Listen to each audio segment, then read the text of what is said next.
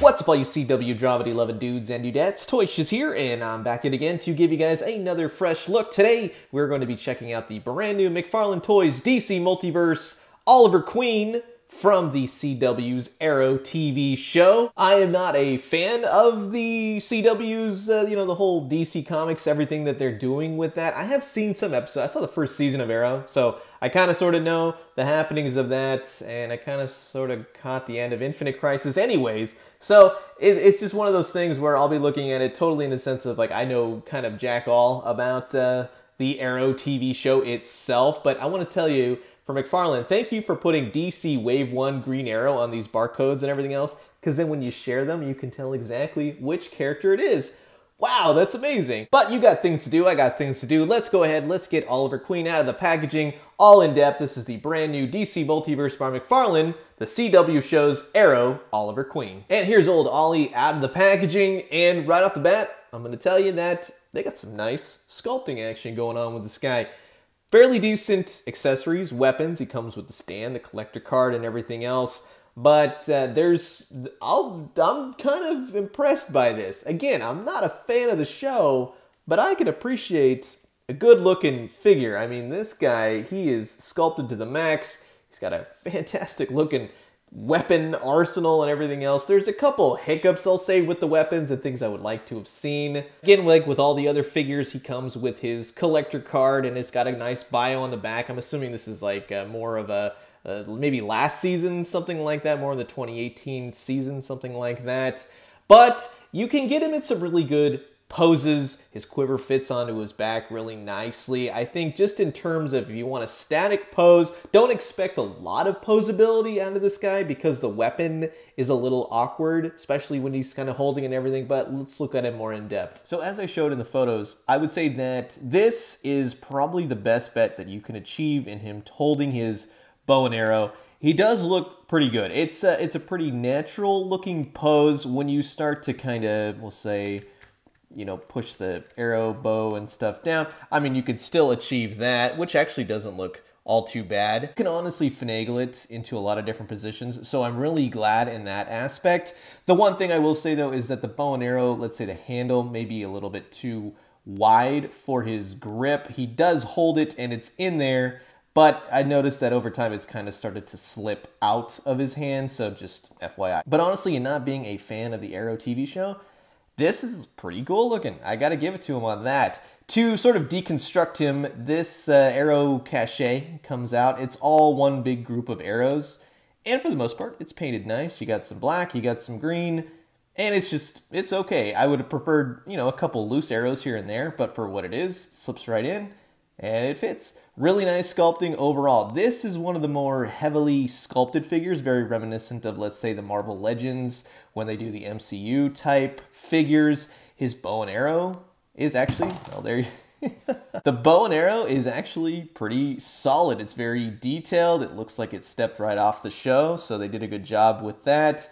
Nitpicking it, and this is just my own preferences, I would have liked to have a removable arrow, but then it gets in a whole bunch of different nonsense that, you just can't feasibly do easily. So I like it. I think it looks good. It's painted nicely. So overall, I think that the bow and arrow, they nailed it on that. With Green Arrow himself, now he does come with the DC stand. His quiver holder thing on the back comes off. It just pegs right into his back, and it's snug in there. It's easily removable. But yeah, I got to give it to him on the sculpt. I think that more or less looks like the actor. The one thing I will tell you, though, if you are interested, I kind of already looked, he's got a big hole in his head, as you can see. So this head is not something you want to pop off, use for anything else. It probably, I can't see it, but it looks like it has a slot in the back of the hood, which then secures his head. So just FYI, most of these heads don't seem to be removable at all, and I'm not going to pop off and break anything, so that's just what it's going to go. In terms of the articulation, his head doesn't really move all that much because the hood doesn't move that much. It's kind of like the Batman movies. You can't turn your head sort of deal. Cut off for his jacket, I think that it works well. It's got a little bit of that butterfly joint action, and you get a nice range of movement, and it's really not hindered at all Much like the Nightwing was, this is a soft material, so you kind of can contort it just a little bit better. So I definitely dig that. He's got nice range of motion in the shoulders. He's got proportionate arms. I think these arms work a lot better. He's got bicep swivel, double jointed elbows. He's got the ball jointed wrists. And those are actually starting to grow on me. I don't mind them as much anymore. For everyone wondering if he has an ab crunch, he does. But you can tell that the diaphragm is somewhere up here, and then the material of his jackets will fold into it. So it's not exactly probably the best ab crunch you're hoping for, but it is there. And he also has a waist, which actually works pretty good. And like these McFarlane figures so far, they have a nice range of movement in the whole upper body. So it's really not too shabby. He kicks out, he can do the splits just like that. He'll kick up, which nice range of motion. He'll kick back, except for the joint starts to go sideways just a little bit. So it's a little weird. The double jointed knees work really well. The sculpting works on this guy. I think they're kind of ratcheted, actually, if you can hear that. That works. And then he's got the ball jointed feet. So again, great articulation on this guy for what he is. I really like the accessories.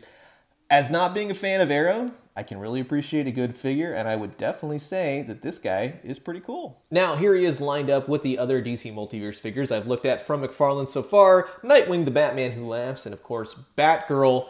I think that this Oliver fits in a little bit better with Nightwing. He's still a little bit too tall, so all these around, he's actually a little bit taller than Nightwing, so a little bit over the 7-inch mark because of his hoodie. The Batgirl, I think, lines up. I think he's too tall, again, for the Batman Who Laughs. So again, scaling is just a tad bit off. As you can see, he's roughly the same size as Nightwing, taller than Batgirl. I think those three fit together. Here he is lined up with a former DCUC Classics, the Spectre figure, if you've seen maybe the most recent stuff. See, I know about that kind of thing.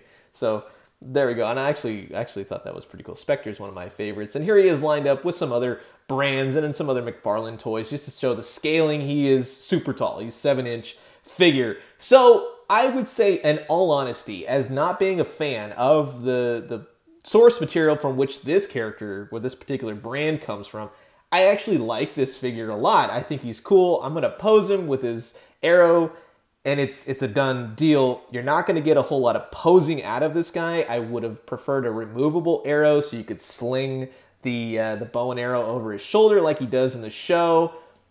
But those are just nitpicky things because, yeah, he's, I guess, supposed to be more of just, hey, here's a cool looking figure. So I get it. I think the sculpt is there. I really wish you could turn the head better. That kind of brings down the articulation in the sense of getting an actual really cool pose out of it, if that makes any sense. But I would say just in terms of the paint is excellent, the sculpt is excellent. Yes, for some, he may be a little bit too tall, but he actually fits in better so far with the actual Nightwing and the Batgirl, but he's still too tall for the Batman Who Laughs. But again, those are my thoughts. I'm curious to know yours. What do you think about this new Oliver Queen figure? Comment below, let me know. Let's talk everything Arrow. Anyways, I'm going to leave you guys with that. As always, drink some great coffee, eat some great food, but most importantly, remember, yeah, this guy, I guess he's the Spectre now. That's actually pretty cool. And when you do, let me know what you found. I'll talk to you guys soon. Adios.